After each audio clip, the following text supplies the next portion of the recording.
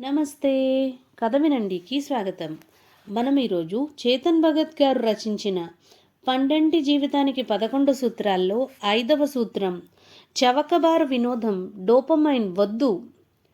తక్షణం మీరు అందుకునే వినోదం భవిష్యత్తుకు విషతుల్యం అని ఒక చైనా సామెత ఉంది. డోపమైన్ అనేది నరాలకు ఉద్దీపన కలిగించే రసాయనం. అది మెదడుకి ప్రేరణ కలిగించి శరీరంలోకి వ్యవస్థలకు ప్రతిఫలాన్ని అందిస్తుంది. దానితో గందరగోళానికి లోను కాకండి. కష్టపడి వాటిని సంపాదించుకోవాలి. అలా కాకుండా లభించేది మిగిలిందంతా చౌర్యం కిందకొస్తుంది. అందుకే డోపమైన్ని పొందండి, కానీ దోచుకోవద్దు. డోపమైన్ పై అవగాహన. మన మెదడులో ఉత్పత్తి అయ్యే డోపమైన్ అనే రసాయనం గురించి చాలామంది వ్యక్తులు ఎప్పుడో ఒకప్పుడు వినే ఉంటారు. కానీ కొద్దిమంది మాత్రమే దానిని సరిగ్గా అర్థం చేసుకోగలుగుతారు. దీనిని చక్కగా వివరించే 2 అద్భుతమైన పుస్తకాలు ఉన్నాయి. అవి అన్నా లెంబర్గ్ రాసిన Dopamine Nation, Daniel Z Lieberman, Michael E Long జెంట రాసిన మాలిక్యూల్ ఆఫ్ మోర్.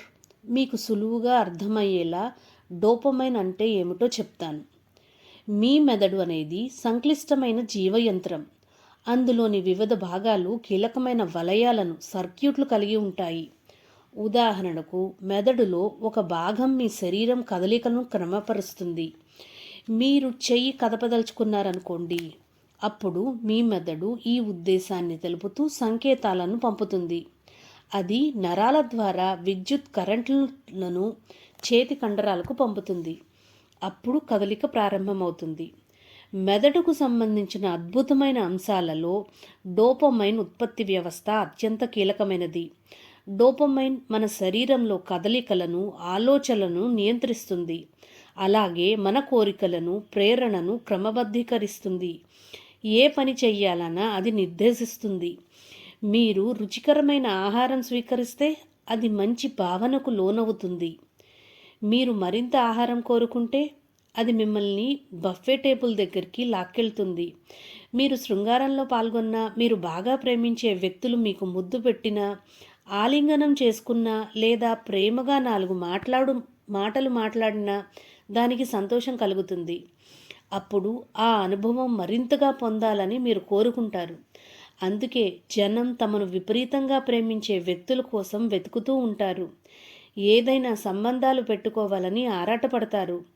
ఆల్కహాల్ సేవించినప్పుడు మనసు విశ్రాంతికి లోనవుతుంది.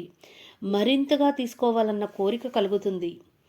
పైన చెప్పిన ఉదాహరణల్లో ఇంకా కావాలని కోరుకోవటం అన్న ఆధారాన్ని గమనించండి. ఇంకా కోరుకోవటం అనేది డోపమైన్ పనిచేస్తుందని చెప్పటానికి సంకేతం. మీరు ఏదైనా ఇష్టపడి మీ శరీరం దానిని ఇంకా కావాలని కోరుకుంటే, మీరు ఆ పని చేస్తున్న సమయంలో విడుదలైన డోపమైన్ ఫలితమే అది అని గుర్తించాలి. దానిని బట్టి డోపమైన్ అనేది మీరు సంతోషకర అనుభవం పొందటం వల్ల వచ్చిన రసాయనం కాదని, అది మరింత కావాలని మిమ్మల్ని ప్రేరేపించే రసాయనం, న్యూరోకెమికల్ అని అర్థమవుతుంది. మీ మెదడులో ఉన్న డోపమైన్ మీకు సంతోషాన్ని కలిగించే అంశాలు మరిన్ని కావాలని కోరుకుంటుంది. ఇదంతా తెలుసుకోవటం మనకు చాలా అవసరం. ఎందుకు అంటే మనం జీవిస్తున్న ప్రపంచంలో చవకబారు డోపమైన్ విస్తృతంగా అందుబాటులో ఉంది. ఒక బాటిల్ బీర్ తాగినంత, లేదా పొగ పీల్చినంత, లేదా ఇన్స్టాగ్రామ్లో స్క్రోలింగ్, అవును, అది కూడా డోపమైన్ విడుదల చేస్తుంది. చేసినంత సులువుగా డోపమైన్ని రెచ్చగొట్టే అంశాలున్న కాలంలో మనం జీవిస్తున్నాం. దానితో ఇబ్బంది ఏముంది అని మీరు అడగచ్చు. మనకి ఏదైనా సంతోషం కలిగించినప్పుడు దానిని మెదడు మరింతగా కావాలని కోరుకోవటం వచ్చే నష్టం ఏముంది అని ప్రశ్నించవచ్చు. ఇక్కడ చవకబారు డోపమైన్ విడుదల కావటానికి పెద్ద ప్రయత్నం అవసరం లేదు. పెద్దలకు మాత్రమే ఉద్దేశించిన ఏవైనా దృశ్యాలను చూసి స్వయం తృప్తి పొందటానికి పెద్దగా శ్రమ పడనక్కర్లేదు. అలాగే సిగరెట్ తాగడానికి, దాని తర్వాత మరో సిగరెట్ వెలిగించడానికి కష్టపడనవసరం లేదు. ఒక గ్లాసులో వైన్ పోసుకుని మెల్లగా ఒక్కో గుట్కా వేయటానికి రోజంతా కృషి చేయవలసిన పనేం లేదు. షుగర్తో కూడిన ఆహారం తినాలన్నా శ్రమ పడనవసరం లేదు. ఏమాత్రం పెద్దగా ప్రయత్నంతో పని లేకుండానే ఇక్కడ డోపమైన్ విడుదలవుతుంది.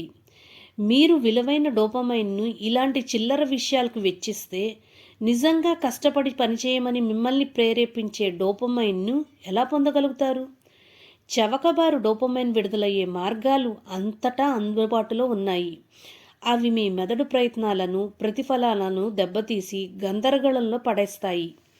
బీరు తాగుతూ లేదా ఫ్రెంచ్ ఫ్రైస్ మంచింగ్ చేస్తూ మంచి అనుభూతిని పొందుతున్నప్పుడు గంటల తరబడి జిమ్లో బానిసలాగా కష్టపడటం ఎందుకు? వీడియో గేమ్స్ ఆడుకుంటూ కాలక్షేపం చేయకుండా ఫిజిక్స్లో ఇంకో అధ్యాయం పూర్తి చేయడానికి అర్ధరాత్రులు ఆపసోపాలు పడటం ఎందుకు? సాయంత్రం వేళల్లో సిగరెట్లు తాగుతూ ఇన్స్టాగ్రామ్లో రీళ్లు తిప్పుకుంటూ విశ్రాంతిగా కూర్చోకుండా కొత్త వ్యాపార ప్రణాళికలపైన పనిచేయడం ఎందుకు? ఇవన్నీ సరైన పనులు కావని మీరు గ్రహించాలి. లక్షల సంవత్సరాలుగా మన మెదడు నాడి వ్యవస్థ పరిణామం చెందుతూ వచ్చింది. ఒకప్పుడు మనుషులు తిండి కావాలంటే చిన్నపాటి పండు కోసం, ఒక చిన్న జంతువును వేటాడడం కోసం దట్టమైన అరణ్యాల్లో కాలినడకన చెప్పులు లేకుండా గంటల తరబడి ప్రయాణించవలసి వచ్చేది. పిచ్చి ముళ్ళు గుచ్చుకుంటున్నా లెక్క చేసేవారు కాదు. క్రూర మృగాల నుంచి తప్పించుకుంటూ వెతుకులాడేవారు. ఏది దొరకపోతే ఆ పూట లేదా ఆ రోజు అసలు ఆహారం ఉండేది కాదు. ఆహారం సంపాదించుకోవటం కోసం ఇలా చాలా శారీరక శ్రమ అవసరమయ్యేది. దీర్ఘకాలం శ్రమించిన తర్వాత తినటం అనే ఆనందం అప్పుడు వాళ్లకు లభించేది. ఈ రోజుల్లో కిచెన్ బోర్డు తెరిచినా లేదా ఫ్రిడ్జ్లో చూసినా మనకు తినటానికి ఏదో ఒక ఆహారం లభ్యమవుతుంది. ఇప్పుడు మీ జీవితంలో టన్నుల కొద్దీ డోపమైన్ని అనుమతిస్తున్నారు. దాంతో మీ మెదడు బాగా గందరగోళానికి లోనవుతోంది. సంతోషం లేదా సంతృప్తి పొందటం అనేది సులువుగా మారిపోయి దానిని అత్యంత తేలిగ్గా మీరు అనుభవిస్తున్నప్పుడు నేను కానీ మరొకరు కానీ సరైన ప్రయత్నం ద్వారా దానిని పొందడం అని చెప్పటం ఎలా వీలవుతుంది? ఓ బాటిల్ ఆల్కహాల్ తరవటం, కడుపు నిండా ఆహారాన్ని కుక్కుకోవటం అనేవి ఘనమైన పనులు కావు. మీరు సరిగ్గా పరిశ్రమించినప్పుడే నిజమైన విజయాన్ని అందుకోగలుగుతారు. డోపమైన్ సహనం. ఈ గందరగోళం వల్ల మీ మెదడు ప్రతిఫలాన్ని అందించే సర్క్యూట్లు దెబ్బతినడం ఒకటే కాదు, చవకబారు డోపమైన్ వల్ల మరికొన్ని సమస్యలు కూడా ఎదురవుతాయి. కాలగమనంలో డోపమైన్ అందించే ఆనందం కూడా తగ్గిపోతుంది. రోజూ సిగరెట్ తాగేవారిని అడిగి చూడండి. మొదట్లో కొన్ని సిగరెట్లకు వాళ్లకు చాలా సంతోషాన్ని అందించి ఉండొచ్చు, కానీ తర్వాత పరిస్థితి అలా ఉండదు. నికోటిన్ కీబై బానిస కావటం వల్ల దానిని తప్పించుకోలేక ఇలా చేస్తారు. వాళ్ళు సిగరెట్ తాగకపోతే వాళ్లకు తలనొప్పి వచ్చినట్టు అనిపిస్తుంది. మరికొన్ని ఇతర అసౌకర్యాలు కలుగుతాయి. ఏ అంశంపైన దృష్టి పెట్టలేరు. ఏదైనా మత్తు పదార్థానికి అలవాటు పడినప్పుడు ఆ పదార్థం లేకుండా గడపడం అసాధ్యమవుతుంది. ఆ పదార్థం తీసుకోవటం మానేసినప్పుడు లేదా దాన్ని తగ్గించినప్పుడు శరీరంలో మార్పులు సంభవిస్తాయి. వాటిని ఉపసంహరణ లక్షణాలు అంటారు. కానీ అసలు అంశం ఏమాత్రం ఆనందాన్ని ఇవ్వదు. అశ్లీల దృశ్యాలను చూడటానికి కూడా ఇది వర్తిస్తుంది. వాటికి అలవాటు పడిన వ్యక్తులు కాలగమనంలో సున్నితత్వాన్ని కోల్పోతారు. తగినంత సంతోషం లభించకపోవటం వల్ల దానిని భర్తీ చేసుకోవడానికి ఇంకో రకంగా ప్రయత్నిస్తారు. ఆహారం, సామాజిక మాధ్యమాలు కూడా అలాగే పనిచేస్తాయి. ఒక దశ దాటిన తర్వాత వాటి ద్వారా సంతోషం పొందటం కాదు, ఆ వ్యసనాన్ని సంభాళించటం ఎలా అనేది ప్రధానం అవుతుంది. ప్రతికూల ప్రభావాలను అంటే తీవ్రమైన కోరిక లేదా విసుగును తప్పించుకోవటానికి ఆ పని చేయవలసి వస్తుంది. మీరు ఒక వలలో చిక్కుకుపోతారు. ఈ రకంగా చవకబారు డోపమైన్ విడుదల కావటం మీ ప్రేరణను నాశనం చేయటం కాదు, ప్రతిఫల వ్యవస్థను దెబ్బతీయడం కూడా కాదు, మిమ్మల్ని బానిసగా మార్చి పనిచేయటం వల్ల వచ్చే అసలైన ఆనందాలను ఆస్వాదించకుండా అడ్డుకుంటుంది. చివరకు అది మీ మెదడును ఇంకా చెప్పాలంటే మీ జీవితాన్ని కూడా దెబ్బతీస్తుంది.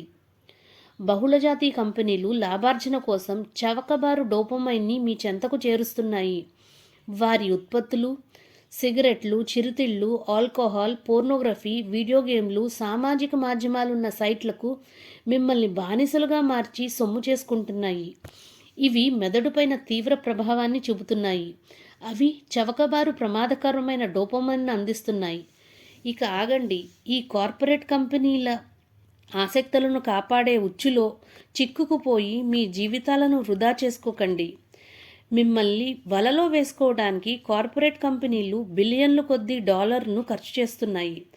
దాని నుంచి బయటపడటం అనేది నిజంగా సవాలే. మీ మెదడు సులువుగా లభించే సంతోషాలు, ఆనందాల కోసం నిరంతరం పెంపర్లాడుతుంది. తక్షణం అందే స్వల్పకాలిక ఆనందాల కోసం తహతహలాడుతుంది. మంచిగా అనిపించటానికి నేను ఇప్పుడేం చెయ్యాలి అని ఆలోచించండి. మీరు దానికి సమాధానం కనుగొనేలోగా మీరు కుక్కీల దగ్గరకు లేదా మద్యం దగ్గరకు పరుగు తీస్తున్నారు, లేదా ఇన్స్టాగ్రామ్ రీళ్ల కోసం వెంపర్లాడుతున్నారంటే ఖచ్చితంగా మీరు చవకబారు డోపమైన్కి బందీ అయినట్టే. చవకబారు డోపమైన్ ప్రభావం నుంచి తప్పించుకోవటం ఎలా? ముందుగా ఈ చవకబారు డోపమైన్ను ఎందుకు వదిలించుకోవాలి అని మిమ్మల్ని మీరు ప్రశ్నించుకోవాలి. సహజంగా ఉండే పని ప్రతిఫలం విధానాన్ని పునరుద్ధరించుకోవాలి. రాతి యుగం నాటి మనిషిలా మీరు తయారు కావాలని నేను చెప్పబోవటం లేదు. ఆహారం కోసం సర్దుకోమని చెప్పటం లేదు. ఆధునిక సౌకర్యాలన్నిటినీ మీరు ఉపయోగించుకోవాలి. ఫ్రిడ్జ్ని, అందులో ఉండే బ్రెడ్ని మీరు తీసుకోవచ్చు. మీరు గడిపే ప్రతిరోజు కష్టపడి పనిచేసి మంచి ఫలితాలను అందుకుని ఆనందించేదిగా మారాలి. అది మీ చదువు, రోజువారీ వ్యాయామం, గది శుభ్రం చేసుకోవటం, ముఖ్యమైన కాల్స్కి హాజరు కావటం, తర్వాత చేయబోయే ఉద్యోగం కోసం అవసరమైన పరిశోధనను నిమగ్నలు కావటం, మీ వ్యాపార ఆలోచన పైన పనిచేయటం, లేదా ఇతరత్ర అంశాల్లో కష్టపడి పూర్తి చేయవలసిన ఇతర పనులు కావచ్చు. ఇలా రోజువారీ చేసే పనుల్లో కొంత ప్రయత్నం ఉండాలి. అది మీ దీర్ఘకాలిక లక్ష్యాలలో భాగం కావాలి. చవకబారు డోపమైన్ వల్ల మీకు ఆనందం లభించవచ్చు, కానీ వాటికి పరిమితి విధించుకోవాలి. అప్పుడప్పుడు అది సాధారణమైన డోపమైన్ నన్ను కూడా లొంగ తీసుకోవటానికి ప్రయత్నిస్తుంటుంది.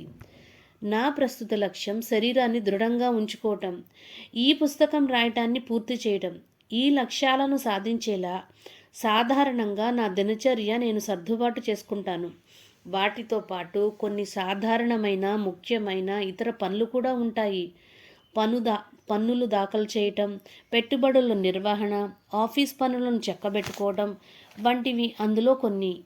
ఈమెయిళ్లకు సమాధానం పంపడం, తర్వాత పర్యటనలకు సర్దుకోవడం వంటివి కూడా ఉంటాయి. ఈ పనులన్నిటిలోనూ నా ప్రయత్నం అవసరం ఉంది, కానీ ఇవేవి నాకు తక్షణమైన సంతోషాన్ని అందించవు. పూర్తి స్థాయిలో పనిచేసిన రోజున నేను సంతృప్తిగా అనిపిస్తుంది. చవకబారు ఆనందాలు చాలానే దొరుకుతాయి. ఇన్స్టాగ్రామ్ రీల్స్తో తిప్పాలని, ఎక్స్ సామాజిక మాధ్యమాల్లో ఏమవుతోందో చూడాలని, రోజుకి 50 మార్లు వాట్సాప్ తీసి చూడాలని అనిపిస్తుంది. అదేం అవసరం లేదు, దానివల్ల ఎలాంటి ప్రయోజనం సిద్ధించదు అని తెలిసిన చౌకబారు డోపమైన్ నన్ను అప్పుడప్పుడు లాగుతుంటుంది. దానివల్ల నా పనిలో వేగం మందగిస్తుంది. శరీర సౌష్ఠవం విషయంలో అంతే. చిన్నపాటి కుక్కీలను కాఫీలతో సేవించాలని, లేదా స్నేహితులతో సాయంత్రం పార్టీకి వెళ్ళి మద్యం సేవించాలని అనిపిస్తుంది. ఇవన్నీ నా లక్ష్యాన్ని దెబ్బతీసేవే, కానీ ఈ పనులు నేను చేయటం వల్ల విడుదలయ్యే డోపమైన్ మరింతగా అవి కావాలనిపించేలా చేస్తుంది. మంత్రజాలంలా ఉండే ఓ పదం గుర్తు చేసుకుని ఇలాంటి వాటి వలలో పడకుండా తప్పించుకుంటాను. ఆ పదం మితం. నేను బాగా పనిచేస్తాను, అదే సమయంలో విశ్రాంతి తీసుకుని సేద తీరుతాను. అప్పుడప్పుడు చౌకబారు డోపమైన్లో చిక్కుకున్నా నేను ఏమి తింటున్నాననే విషయంలో పూర్తి స్పృహతో మెలుగుతాను. స్నేహితులను కలిసినప్పుడు ఆల్కహాల్కి పూర్తిగా దూరంగా ఉండటం, లేదా పరిమితిగా సేవించడం వంటివి చేస్తాను. సోషల్ మీడియా వైపు చూస్తాను, కానీ అది నాకు అంత మంచి చేయదని పరిమితిని ఆచరణలో పెడతాను. నా ముందున్న లక్ష్యాలు చౌకబారు డోపమైన్ను అదుపులో ఉంచుకొని జాగ్రత్తగా వ్యవహరించమని నిరంతరం నన్ను హెచ్చరిస్తూనే ఉంటాయి. అందుకే సాధ్యమైనంత వరకు వాటిని అదుపులో ఉంచుకోవటానికి ప్రయత్నిస్తాను. లక్ష్యాన్ని నిర్దేశించుకున్న జీవన విధానమే సరైన పరిష్కారం. జీవితంలో ఒక లక్ష్యాన్ని ఏర్పరచుకుని వాటిని సాధించడానికి ప్రయత్నిస్తూ గడిపితే అందులో అందం ఉంటుంది. దీనివల్ల సహజంగానే మీరు చౌకబారు వినోదాలకు దూరంగా మెలగగలుగుతారు. రోజు కనీసం 5 పేజీల రాయాలన్న లక్ష్యం పెట్టుకుంటే దానికి అనుగుణంగా నేను రోజును సర్దుబాటు చేసుకుంటాను. ఈ లక్ష్యాన్ని పూర్తి చేసిన రోజు నేను సంతోషాన్ని, సంతృప్తిని పొందుతాను. అలాగే నేను వ్యాయామం చేసిన రోజు నేను గొప్ప భావనకు లోనవుతాను. సంతోషం, సంతృప్తి, ఆనందం ఇలాంటివన్నీ చౌకబారు వినోదం వల్ల కాకుండా ఇలా కష్టపడటం వల్ల నాకు లభిస్తాయి. ఇది స్వయంగా నేను సంపాదించుకునేదే. చౌకబారు డోపమైన్ని తక్కువ స్థాయికి పరిమితం చేయటం వల్ల నా మెదడులోని ప్రతిఫలాలను అందించే వలయాలు సాధారణ స్థితిలో అంటే ఎలా పనిచేయాలో అలాగే పనిచేస్తాయి. మరుసటి రోజున నేను రాయటం పూర్తి చేసిన తర్వాత, వ్యాయామం పూర్తయిన తర్వాత యథావిధిగా డోపమైన్ విడుదలవుతుంది. అంటే నేను సానుకూల మార్గంలో ఉన్నట్టు లెక్క. నా ప్రతిఫలాన్ని అందించే వ్యవస్థ నాకు అనుకూలంగా పనిచేస్తుంది. నేను లక్ష్యాలను సాధించేలా నాకు ప్రేరణ కలిగిస్తుంది. ఇదే చౌకబార్ డోపమైన్కి, కష్టపడి గడించిన డోపమైన్కి ప్రధానంగా ఉండే వ్యత్యాసం. చౌకబారు డోపమైన్ మిమ్మల్ని లక్ష్యాలకు దూరంగా నెట్టేస్తుంది. ఇలాంటి వాటిల్లో ఎక్కువ కాలం నిమగ్నమైతే మీరు ఏమాత్రం ముందుకు వెళ్ళలేరు. మీ జీవితం సర్వనాశనం అవుతుంది. అదే సమయంలో మనం కష్టపడి సంపాదించుకున్న డోపమైన్ మమ్మల్ని ఉన్నత స్థానాలకు చేరుస్తుంది. ఇది జీవితంలో గెలుపునకి అది రహస్య ప్రేరకం. మీరు చేయటానికి ఇష్టపడే ఫలవంతమైన పనిని ఎంచుకోండి. అది మీ డోపమైన్ సర్క్యూట్లు ఏమాత్రం సామర్థ్యం కోల్పోకుండా ఆరోగ్యకరంగా, సహజ సిద్ధంగా, ప్రభావవంతమైన పద్ధతిలో నడిచేలా చేస్తుంది. మరో విషయం, మీరు ఆర్జించిన డోపమైన్ సామర్థ్యాన్ని కోల్పోదు. మీ శరీరానికి, మనసుకు, సహనశక్తికి భంగం కలిగించదు. కాలగమనంలోకి మీరు ఏదైనా చదివిన తర్వాత లేదా వ్యాయామం పూర్తి చేసిన అనంతరం మీరు మంచి భావనలకు లోనవుతారు. ఇది జీవితంలో గెలుపునకు అది రహస్య ప్రేరకం. మీరు చేయటానికి ఇష్టపడే ఫలవంతమైన పనిని ఎంచుకోండి. అది మీ డోపమైన్ వలయాలు ఏమాత్రం సామర్థ్యం కోల్పోకుండా ఆరోగ్యకరంగా, సహజ సిద్ధంగా, ప్రభావవంతమైన పద్ధతిలో నడిచేలా చేస్తుంది. దీని గురించి ఇంకొన్ని విషయాలు రేపు తెలుసుకుందాము.